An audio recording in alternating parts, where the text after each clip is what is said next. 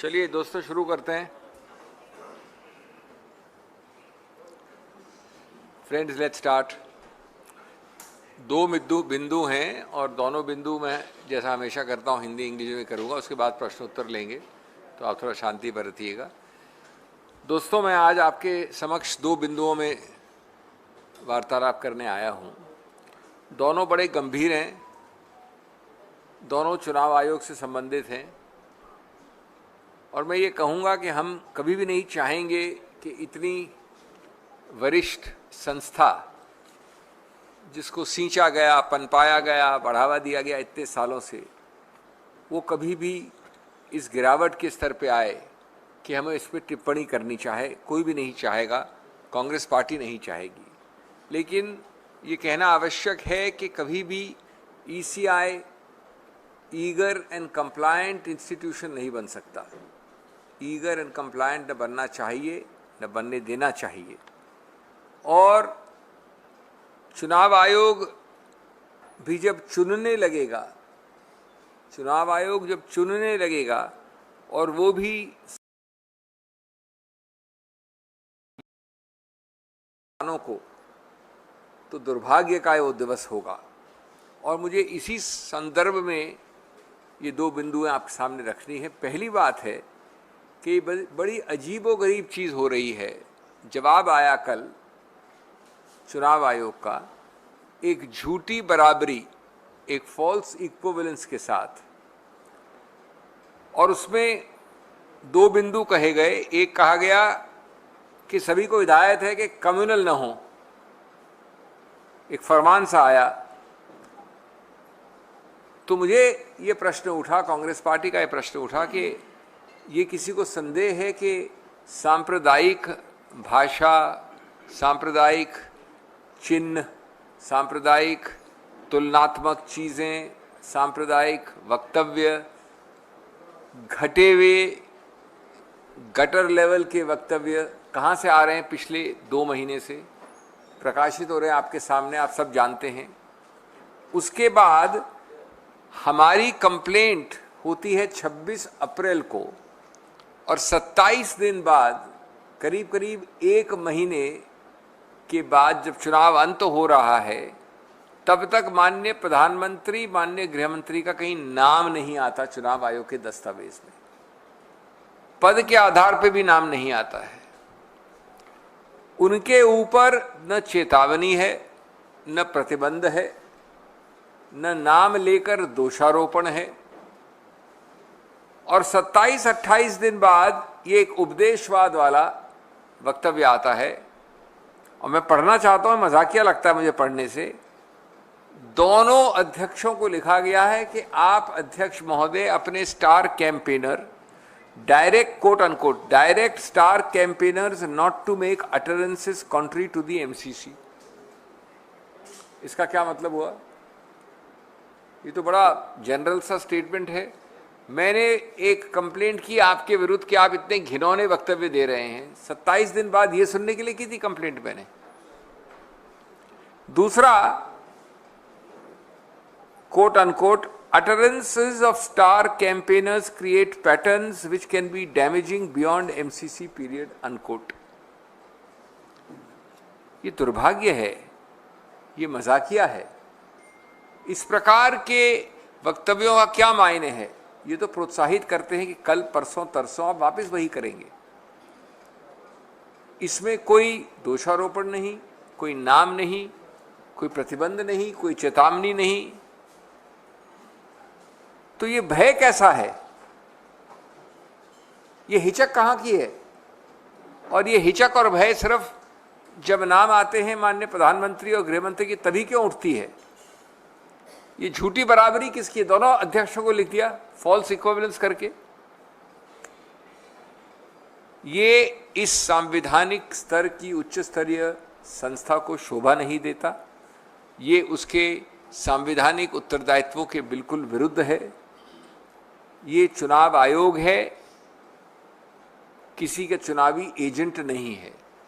It is the election commission of India, not the election agent of any party. क्या चुनाव आयोग के विवेक और तर्क में ये लेवल प्लेइंग फील्ड लगती है उसको? ये लेवल, ये बराबरी की समतल जमीन का ये वक्तव्य है कि आप बांसवाड़ा में आप कहीं और घिनौने शब्द कह दें, आप गाली गलौज कर लें, आप स्तर ले आए गटर के स्तर पर, और 27 दिन बाद कुछ भी नहीं होगा इस प्रकार।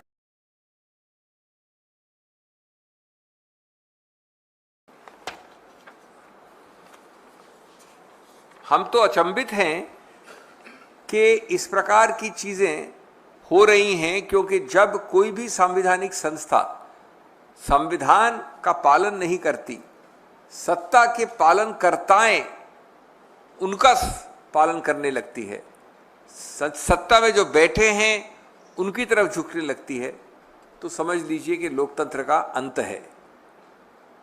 और दूसरा पहलू था इनके वक्तव्य में कि साथ साथ एक और चेतावनी दी कि संविधान खतरे में है, इसके बारे में कोई टिप्पणी न करे। इसका मतलब क्या है? चुनाव आयोग को कोई अधिकार क्षेत्र नहीं है कि वो निर्णय करे कि आप क्या बोलते हैं, मैं क्या बोलता हूं, जब तक कि हम एमसी नहीं सकते। आज हम बड़े खुला बोल रहे हैं और बोलते रहेंगे कि भारत की जो अस्मिता है, भारत की जो सोच है, भारत के संविधान के जो मूल तत्व हैं, मूल ढांचे हैं, वो सब खतरे में हैं। वो इसलिए खतरे में है क्योंकि कई ऐसी चीजें हो रही हैं जो हमारे संविधान के बिल्कुल विरुद्ध हैं। तो इस हिदायत में ये लिखा गया है कि ऐसी चीजें जो संविधान पर प्रश्न चिन्ह उठाती हैं, आप नहीं कह सकते। ये दूसरा जो पार्ट है वो किसके फेवर में है, किसके पक्ष में है? वो सीधा उन लोगों के पक्ष में है, यानी सत्तारूढ़ पार्टी के, जो चाहती है कि विपक्ष, पूरा इंडिया अलायंस किसी रूप से जनता जनार्दन से ये समक्ष न हो कि किस प्रकार से संविधान को खतरे में डाला है सत्तारूढ़ पार्टियों ने। तो उस पर आप कैसे एक रोकथाम लगा सकते हैं? और इधर खुलेआम सांप्रदायिक वक्तव्य आ रहे हैं और आप बराबरी का एक स्टेटमेंट देते हैं। ये मेरा पहला बिंदु है। ये अत्यंत दुखद प्रसंग है, ये अत्यंत दुर्भाग्यपूर्ण है, भर्त्सना योग्य है कि चुनाव आयोग अपनी संविधान।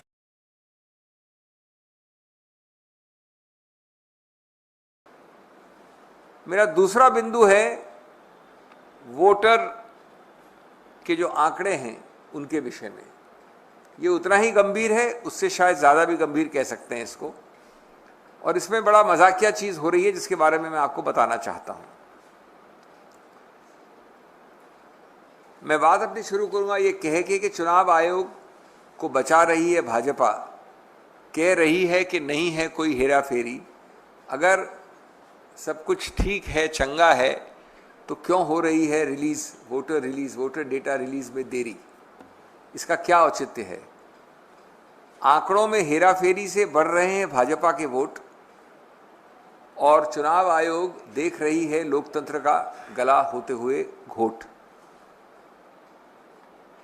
मैं ये कहना चाहूंगा कि पारदर्शिता इसमें सबसे महत्वपूर्ण, सर्वोपरि है। और क्या ये पारदर्शिता है जो एक हलफनामा जवाब चुनाव आयोग ने उच्चतम न्यायालय में दिया है, जिसकी सुनवाई कल है। मैं उच्चतम न्यायालय के बारे में कुछ नहीं कह रहा, वो सुनवाई करेंगे, वो मेरिट्स पे करेंगे, लेकिन ये जवाब जो दिया है ये बड़ा अजीबोगरीब है। क्या है जवाब? सुप्रीम कोर्ट में जो दाखिल किया है चुनाव आयोग ने जवाब, वो पारदर्शिता के लिए नहीं बल्कि जनता से पर्दा करने के लिए जवाब लगता है। सुप्रीम कोर्ट के सामने मांग बड़ी सरल है, बड़ी सीधी है।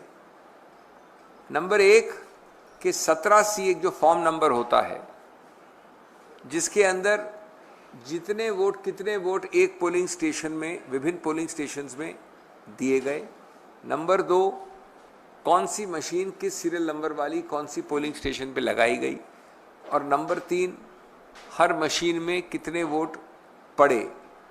ये चुनाव आयोग कृपया अपनी वेबसाइट पे लोड कर दे। ये बड़ी सरल सी सीधी मांग। अभी क्या मांग में कोई बहुत अजीबोगरीब चीज लगती है आपको? ये कोई घिनौना पाप है ऐसी मांग करना?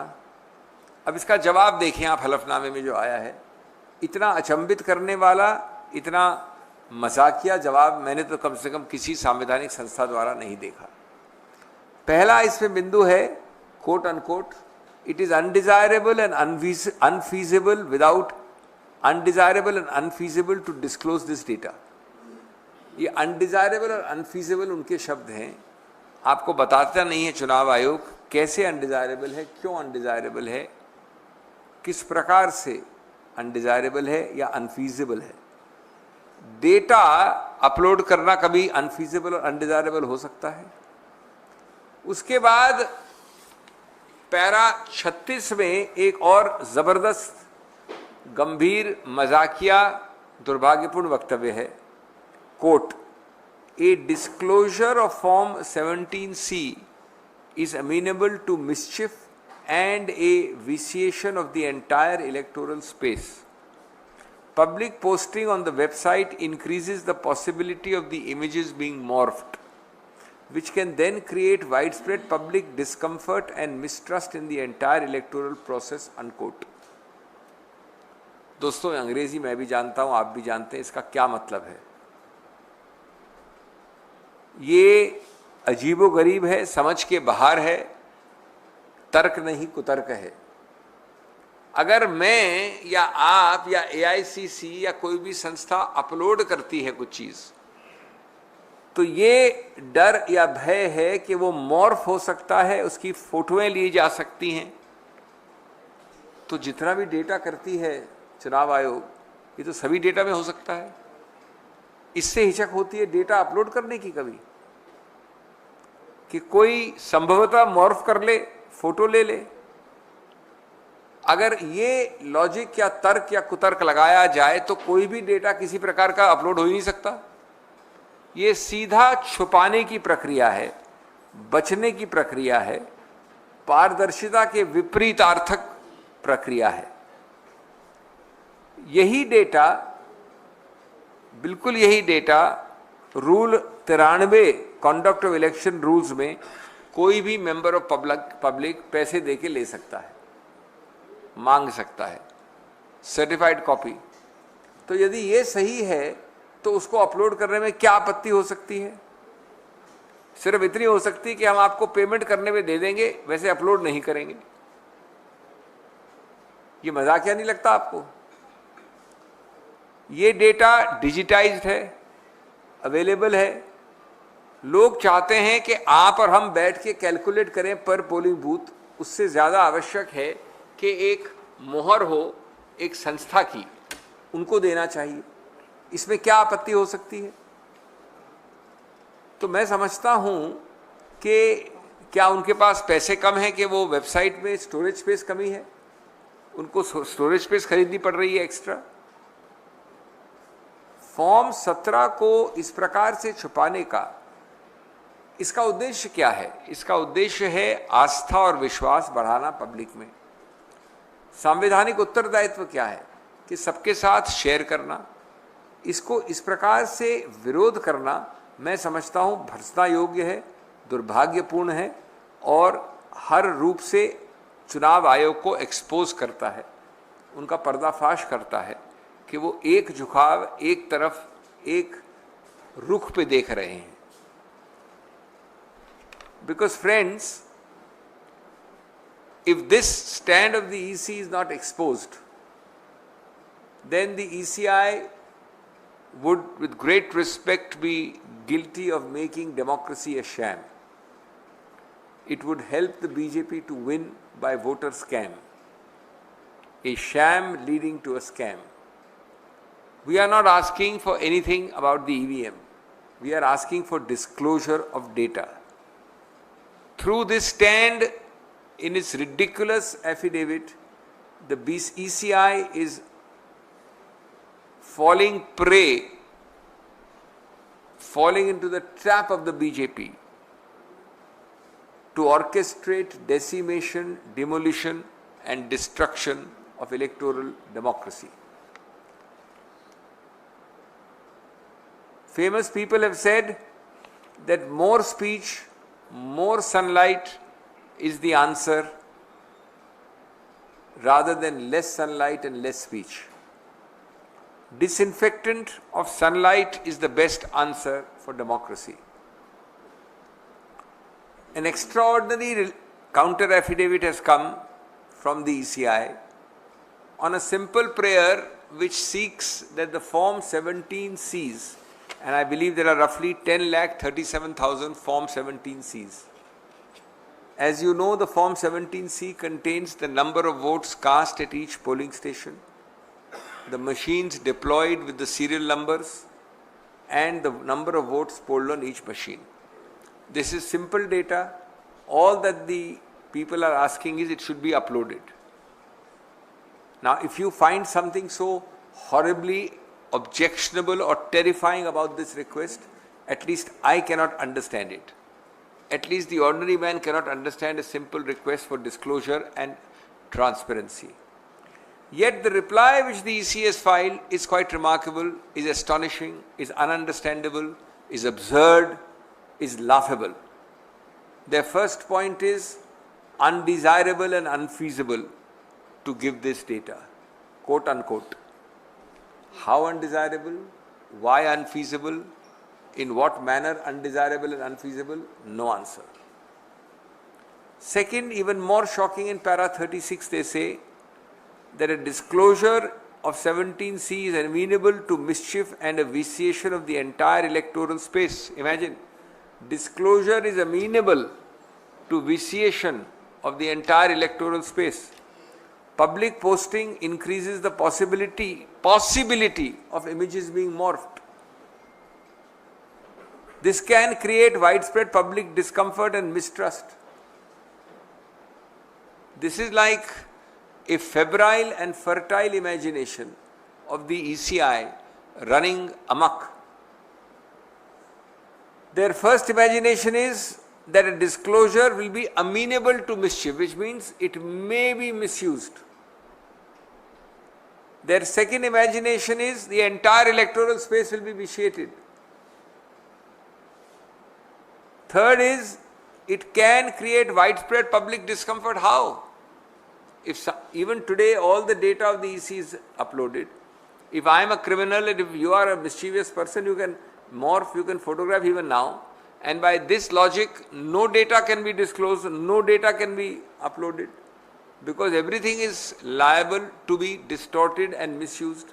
The test is not what might happen, what may happen. The test is how you will combat bad things but not let the good things be suppressed. The funny part is that Rule 93 allows this very data to be given to me at payment of cost. What they want is each person makes an application, gets the data for that respective polling booth. They don't want a total picture to come. This data can be calculated by my polling agents also, I know. But they don't want the stamp of approval of the ECI. They don't want a mega picture to emerge instantly so that their figures can be challenged. Who wants this? Clearly the ruling party. And who is falling into the trap of doing what the ruling party wants? Clearly the Election Commission of India. I hope and trust the day never comes when it is called the election agent of the ruling party. I hope and trust the day never comes when it becomes an eager and compliant institution. They are as much on trial as the political parties we oppose. The political parties can fail the trial. The EC cannot afford to fail the trial. The EC has not passed the high constitutional obligations and the tests imposed upon it. It is time that the EC rose to the occasion and dealt with these issues on a constitutional basis. They have instead voted for concealment instead of transparency. The second issue is even more worrying. It's an extraordinary response by the EC after 27 days. A response of fudging, of delightful ambiguities and vaguenesses, of sermonizing and of avoiding the real issue. After almost a month on a complaint about the horrible, degrading, gutter-level speeches from Banswara to elsewhere, not a word of a whisper of the Honorable Prime Minister or the Home Minister. Not one word in the EC's response. Why this fear? Why this hesitation when two names come up? Why this terror? Not a single warning, not a single prohibition, not a day's suspension, not any fault finding. Delightful, vague generalities. I'll read to you two quotations which are amazing, disgusting. Quotation 1, we direct star campaigners not to make utterances contrary to the MCC. What kind of statement is this? Obviously, it is like saying we direct you all not to commit murder, because murder is an offence under 300 Dafa 302 of the old law. I don't know the new section. Second, utterances of star campaigners create patterns which can be damaging beyond the MCC period, unquote. What kind of delightful, vague inanity is this? You have no guts to say that, look, Mr. XYZ, you violated in your campaign speech of so and so date the MCC, and we put a stoppage on your campaigning for 48 hours. Do you need us to teach you that? Have you forgotten your legacy, your status, your 75 years of constitutional status? It is absolutely amazing that the false equivalence is created by writing a letter to each of the two presidents of the parties without anything to the offenders. Without anything to the offenders. This country has not seen the language used by the Honorable Prime Minister for 75 years. And yet the EC is supine, quiet, avoiding the real issue and indulging in absolute generalities and sermonizing. There is a second part to the EC's delightful avoidance statement. One is, it says nobody should be practicing communal statements, which I have already dealt with. Everybody knows who practices communal statements in this campaign for the last 2 months on a daily basis. The second part is equally weird. It says that allegations that the constitutional spirit is being changed or that the constitution may be changed should not be part of the political discourse during campaigning. This is again shows that the EC has become one-sided, blind-sided and blind except to one political party and to one direction. All of us in the opposition openly say and will keep on saying that the spirit of the constitution is being destroyed by this ruling party government. All of us say that the basic structure of the constitution is being violated. The essential tenets of the constitution are being attacked, and there is grave danger of that constitutional structure and spirit being obliterated. The EC's statement suggests that such statements can't be made in the future. The EC has no power to decide the content of the speech you write. The EC has no power to censor my speech. It can only act if you show a violation of the Model Code of Conduct. How is it a Model Code of Conduct violation if I say what I have just said about the Constitution? All this unfortunately is being done because the EC seems to want to become an election department of the Government of India. It cannot afford to become an election ally. It has to restore its credibility and independence. When any constitutional body, instead of following the Constitution, becomes a follower of power, then democracy is in grave, grave danger. As I said, through such actions, the BJP is orchestrating the decimation, demolition and destruction of electoral democracy and is trying to involve as a co-participant a constitutional body known as the Election Commission of India. Thank you.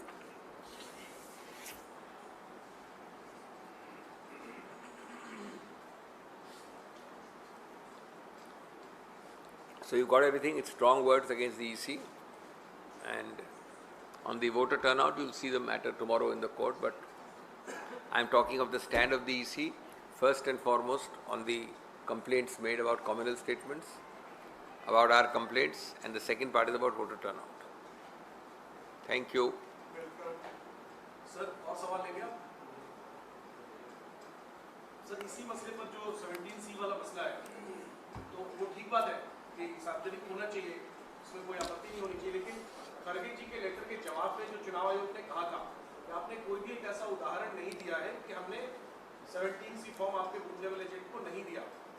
मेरा आपसे सवाल ये है कि कांग्रेस कितने उम्मीदवार लड़ रहे हैं, हर बूथ पर आपका एजेंट होता है, क्या कोई ऐसा उदाहरण आपकी जानकारी में है, कोई ऐसा मामला है जिसमें 17C फॉर्म कांग्रेस के बूथ लेवल एजेंट को देश भर में ना मिला हो? और इस सवाल पर आपका क्या जवाब है जो चुनाव आयोग कह रहा है सामने से कि आपको ये एक क्लासिक उदाहरण है जो आपने कहा कि प्रश्न नॉर्थ पोल का है और आप उस प्रश्न का उत्तर देते हैं एक साउथ पोल का दूसरा प्रश्न पूछकर। ये प्रश्न ही नहीं है, मुद्दा ही हमने रेज नहीं किया। हम कौन सी पार्टी गई थी ये कहने कि अमुक एजेंट को नहीं दिया गया फॉर्म? कौन सी पार्टी गई थी बताइए? अगर आप ये प्रश्न पूछ रहे हैं तो आपको पता होना चाहिए ना किसने कंप्लेंट। मैं कंप्लेंट करूंगा उत्तर पोल के बारे में और आप जवाब देंगे दक्षिण पोल का। हमने कंप्लेंट ही नहीं की। हमारी कंप्लेंट बड़ी साधारण है, अवलोकन के लिए, विश्वसनीयता के लिए, एनालिसिस के लिए, पारदर्शिता के लिए, आंकड़े अवेलेबल होने के लिए एक अमुक पोलिंग एजेंट को मिला कि नहीं फॉर्म, वो मुद्दा ही नहीं है। मुद्दा है कि सामूहिक रूप से एक संस्था है चुनाव आयोग जिसका स्टैंप चाहिए, और स्टैंप भी नहीं चाहिए, उसको अपलोड करना है अपनी वेबसाइट में रियल टाइम में जैसे जैसे इसके पास फॉर्म आते हैं। इसमें क्या आपत्ति हो सकती है आपको? प्रश्न ये है, उसका उत्तर देंगे नहीं आप, उसका उत्तर चुनाव आयोग देगी नहीं। वो एक काउंटर क्वेश्चन पूछेगी कि ये बताइए कि कौन से एजेंट को मिला नहीं। ये तो मुद्दा ही नहीं है। मुद्दा ये है कि अगर 10,37,000 पोलिंग एजेंट्स बैठकर 3 हफ्ते तक इसका अवलोकन करते रहें, फिर इसको जोड़े और बनाएं, उसकी विश्वसनीयता क्या है? और उसके अवलोकन से चुनाव आयोग, गणतंत्र, देश, लोकतंत्र को क्या नुकसान होता है? ये क्या चीज है जो कहा गया है amenable to mischief and vitiation of the entire electoral space? अरे भाई, विसिएशन तो वो है जो आपका छुपाने की प्रक्रिया है, वो हो रहा है विशेषण। तो इसलिए इस प्रकार के बरगलाने की टेक्निक्स आम चल जाती है, मेरे साथ नहीं चलने वाली हैं, क्योंकि हम मुद्दा जानते हैं, लिखित मुद्दा है और उसका जवाब आपने दिया नहीं है। हलफनामे में उल्टा आपने संविधान की मजाक उड़ा दी है ये कह के कि it can create wide spread public discomfort and mistrust in the entire electoral process. अरे भैया, इस पे तो विश्वसनीयता बढ़ती है, आप कहते हो कि विश्वसनीयता गिर रही है। सर, जो संस्था चुनाव करवा रही है, जिसके ऊपर निष्पक्षता जिससे एक्सपेक्टेशन किया जाता है, उसकी निष्पक्षता पर आप लोग सवाल उठा रहे हैं। सवाल नहीं, हम तो सीधा आरोप लगा रहे हैं, बड़ा गंभीर आरोप लगा रहे हैं। तो आप एक तरीके से कह रहे हैं कि चुनाव निष्पक्ष तरीके से नहीं हो रहे हैं, तो ऐसे में क्या ऑपोजिशन पार्टीज किसी और तरफ भी जा सकती है? क्या चुनावी प्रक्रिया का बॉयकॉट या कुछ और भी आप? तो ये तो चाहती है बीजेपी। इसका हम आपके सामने नहीं रखें तर्क, चुनाव आयोग में डेलीगेशन नहीं ले जाएं, उच्चतम न्यायालय में कोर्ट कचहरी में न जाएं, घर बैठ जाएं, चुनाव न लड़ें। जो इलेक्शन को वैसे ही सिलेक्शन बनाना चाहते हैं वो पूरी तरह से इलेक्शन को सिलेक्शन बना दें। क्या आप समझती हैं हल है? गणतंत्र में गणतंत्र में तो एक ही हल होता है ना। आप लोग किस लिए हैं? आप हमारे इस हल को जनता तक पहुंचाने के लिए हैं। इसका हल ये नहीं जो आप कह रही हैं, इसका हल है कि जागरूकता बढ़ाना, चुनौती देना, न्यायालय पे जाना, प्रेस को बताना।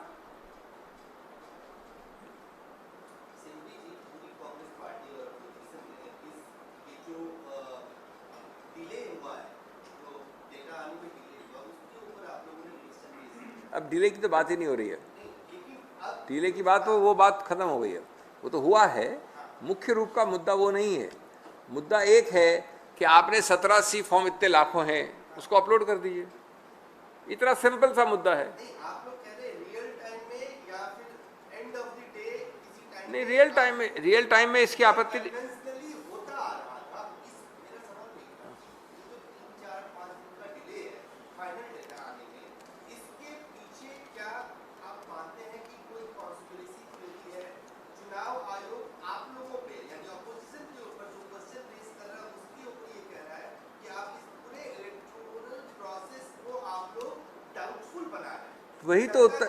इसकी मजाक देखिए ना, आप समझिए इसकी बात।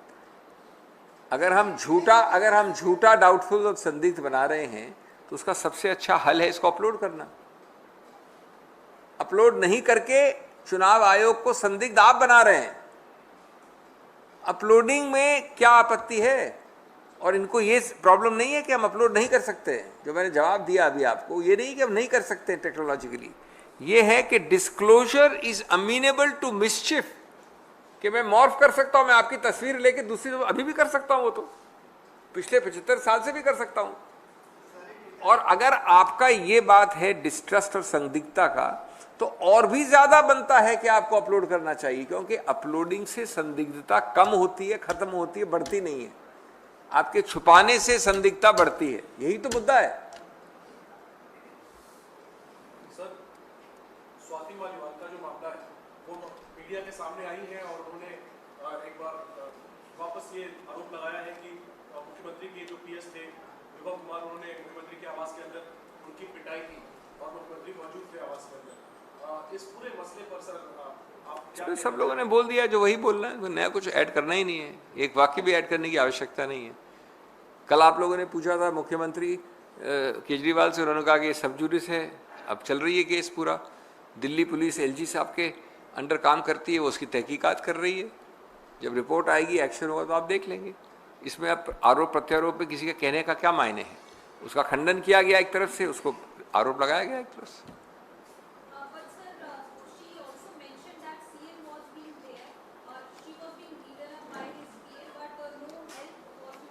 तो सब उसी जो उन्होंने प्रश्न पूछा उसी का तो हिस्सा है ना। ये सीएम वो वहाँ थे, कभी नहीं बोला, उन्होंने भी नहीं बोला। ये इंटरव्यू में बोला मुझे पता नहीं, उन्होंने अभी तक किसी कंप्लेंट में ये नहीं कहा कि सीएम वहाँ खड़े थे और मेरे को पीट रहे थे।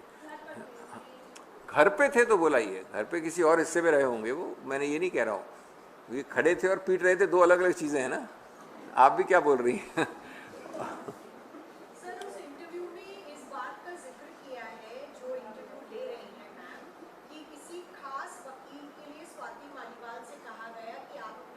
किसने कहा ये? सर वो इंटरव्यू में है। किसने कहा बताइए, प्ले करिए। स्मिता प्रकाश ने कहा होगा ना, उनसे पूछिए आप। मालीवाल ने कहा है, स्वाति मालीवाल ने, स्वाति मालीवाल ने कहा है।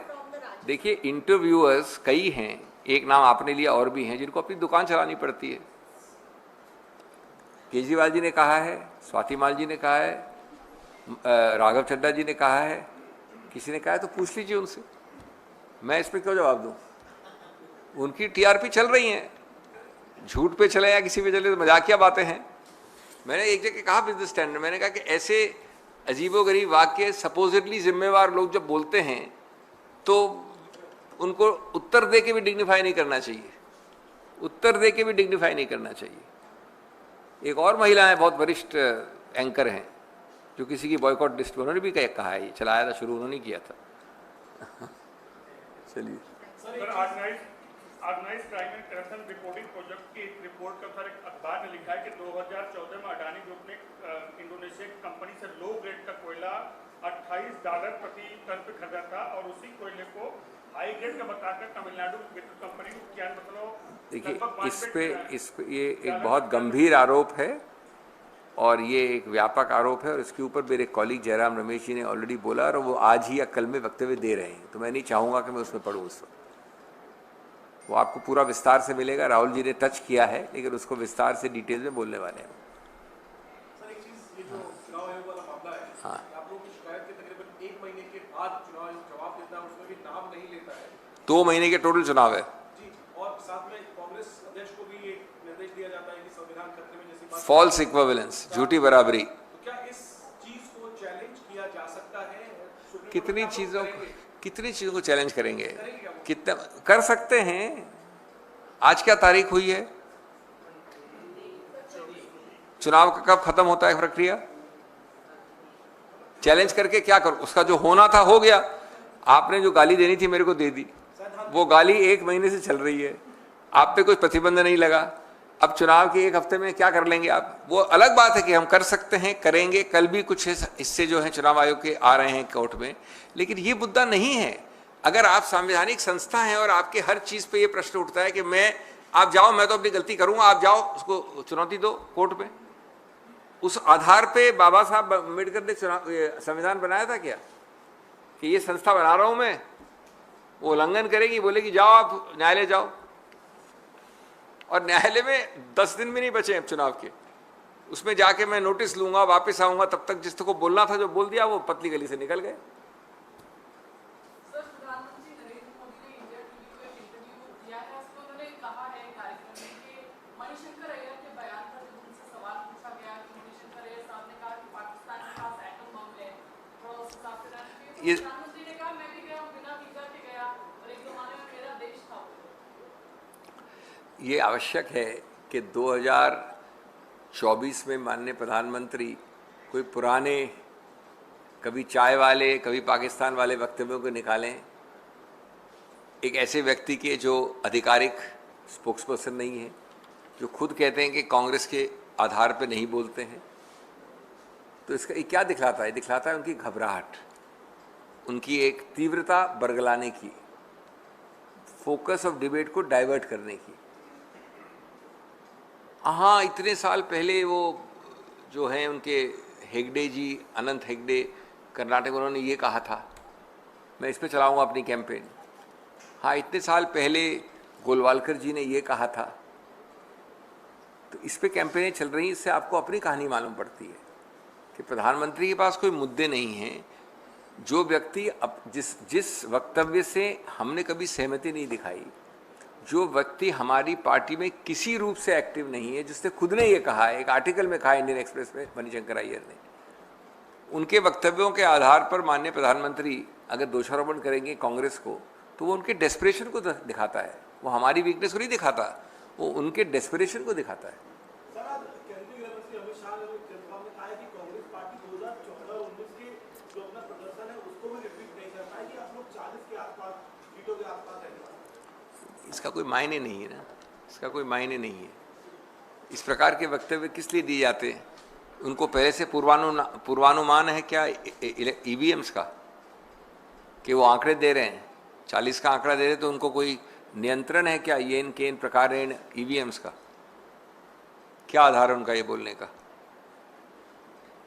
इस प्रकार की चीज़ों से भारत की जनता, विपक्ष, इंडिया अलायंस न डरने वाला है, न बहकने वाला है, न बरगलाने वाला है।